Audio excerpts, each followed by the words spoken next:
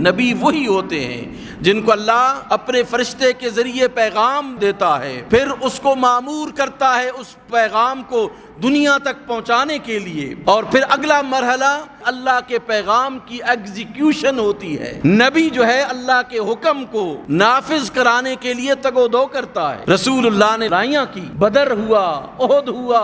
حنین ہوا، کتنی لڑائیاں جناب رسالت مآب صلی اللہ علیہ وآلہ وسلم نے کی۔ تو نبی وہ ہوتا ہے جس پہ اللہ کا پیغام اور شریعت نازل ہوتی ہے، اور وہ شریعت کا پیغام، اللہ کا پیغام اس مخلوق تک پہنچاتا ہے، اور پھر اس کو ایگزیکیوٹ کرنے کے لیے اپنا تن من دھن، اپنی راحت و چین سکون سب کچھ جو ہے وہ لگا دیتا ہے اللہ کے اس حکم کی پروموشن کے لیے۔ اور یہ بڑا مقام ہے، اور یہ اللہ سبحانہ و تعالی نے صرف مردوں کو ہی عطا فرمایا ہے۔ یہ مامور من اللہ ہوتا ہے۔ اس پر میں نے آپ کو بتایا کہ وہی تو اللہ مکھی کی طرف بھی کر رہا ہے، وہی تو اللہ خواتین کی طرف بھی کر رہا ہے، وہی تو اللہ مردوں کی طرف بھی کر رہا ہے، لیکن وہ وہی جو ایک مرد کو نبی بناتی ہے وہ یہ ہے، اور اب وہی کا یہ دروازہ بند ہو گیا ہے، قیامت تک کے لیے بند ہو گیا ہے، اور رسول اللہ کے بعد نبوت ختم ہو گئی ہے۔ سرکار نے خود اعلان فرما دیا تشریف لانے کے بعد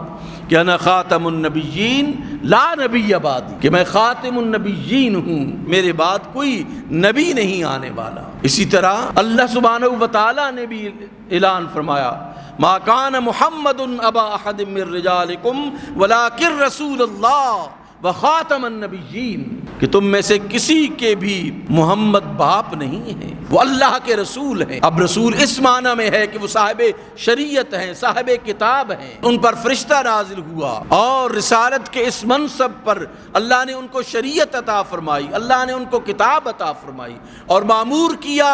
اس کی ایگزیکیوشن پر اللہ سبحانہ و تعالیٰ نے، اور آپ نے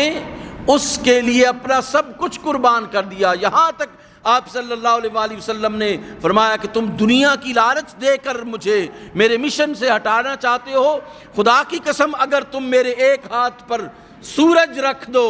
دوسرے ہاتھ پر میرے چاند رکھ دو، تب بھی میں اس مشن سے پیچھے نہیں ہٹوں گا۔ یہ اللہ کی طرف سے میں مامور ہوں، اللہ نے مجھے حکم دیا ہے،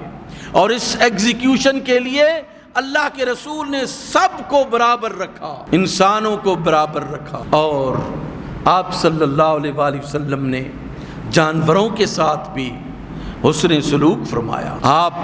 صرف انسانوں کے لیے نبی بن کے تشریف نہیں لائے، یاد رکھیے، آپ جانوروں کے لیے بھی نبی بن کے آئے۔ رسول اللہ صلی اللہ علیہ وآلہ وسلم چرند پرند درخت سب کے اللہ نے آپ کو نبی بنا کے بھیجا ہے، اور وہ جانتے ہیں، ہر چیز جانتی ہے، رسول کی رسالت کو ہر چیز پہچانتی ہے، رسول کی نبوت کو ہر چیز پہچانتی ہے، چاہے وہ ذی روح ہے یا غیر ذی روح ہے، کسی نے قبول کیا ہے یا کسی نے قبول نہیں کیا ہے، اس سے کوئی فرق نہیں پڑتا۔ یاد رکھیے رسول کیا ہے، رسول کی رسالت کیا ہے، نبی کیا ہے، نبی کی نبوت کیا ہے۔ نبی ایک چمکتا ہوا آفتاب ہے، ایک سورج ہے چمکتا ہوا، اور اس کی کرنیں، اس کی شعاعیں ایک ایسی زمین پر پڑتی ہیں جو زرخیز زمین ہے، اس سے استفادہ کیا جاتا ہے، اور اسی آفتاب کی کرنیں گندگی کے ڈھیر پر بھی پڑتی ہے، اس سے کوئی استفادہ نہیں کر سکتا۔ اس لیے آفتاب نبوت کی کرنیں ابو بکر و عمر عثمان و علی پر بھی پڑی ہیں، اور وہ زرخیز زمین تھی، اللہ نے ان کو اپنے خلفاء میں منتخب فرما دیا، اور اسی آفتاب کی کرنیں جو ہے ابو جہل پر بھی پڑی، ابو لہب پر بھی پڑی، اور بڑے بڑے دشمنوں پر پڑی، وہ گندگی کے ڈھیر تھے، نبوت کی کرنیں ان پر پڑی لیکن استفادہ نہیں ہوا ان سے۔ ایک نابینا اگر کوئی شخص ہو جائے، اس کو نظر ہی نہ کچھ آئے، تو وہ نبی کی رسالت کو کیسے پہچانے گا، نبی کی نبوت کو کیسے پہچانے گا؟ آفتاب تو آج صاحب کے سامنے چمک رہا ہے، میں دیکھ سکتا ہوں، آپ دیکھ سکتے ہیں، پوری دنیا دیکھ سکتی ہے، لیکن ایک نابینا کے لیے تو اندھیرا ہی اندھیرا ہے، وہ تو نہیں دیکھ سکتا، اس کے سامنے تو سورج نہیں ہے، وہ اس کی روشنی سے آشنا نہیں ہے۔ یہ سب نابینا تھے جنہوں نے رسول اللہ صلی اللہ علیہ وآلہ وسلم کی روشنی کو نہیں پہچانا، یہ نابینا لوگ تھے جو اس روشنی سے محروم رہے۔ روشنی سے جنہوں نے استفادہ کیا وہ صحابیت کے بڑے درجے پر فائز ہو کر اللہ کے نزدیک مقبول بندے بن گئے۔ وہ اس لیے اعلیٰ حضرت فرماتے ہیں کہ آنکھ والا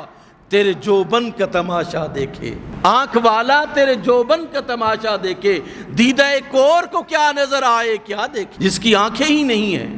جو اندھا ہے، اندھا رسول کی رسالت کو، رسول کی نبوت کو کیا دیکھے گا؟ ورنہ تو کافر بھی پہچانتے تھے کہ وہ نبی ہیں، لیکن اللہ نے ان کے دلوں پر پردے ڈال دیے۔ سم بکم عمی فہم لا یرجون، قرآن کہتا ہے ان کے دلوں پر اللہ نے پردے ڈالے، اور پھر نبوت کی روشنی ان کو نظر نہیں آئی، نبوت کی روشنی سے وہ استفادہ نہ کر سکے۔ نبوت کی روشنی سے وہی استفادہ کرتا ہے جس کی آنکھیں کھلی ہوتی ہیں۔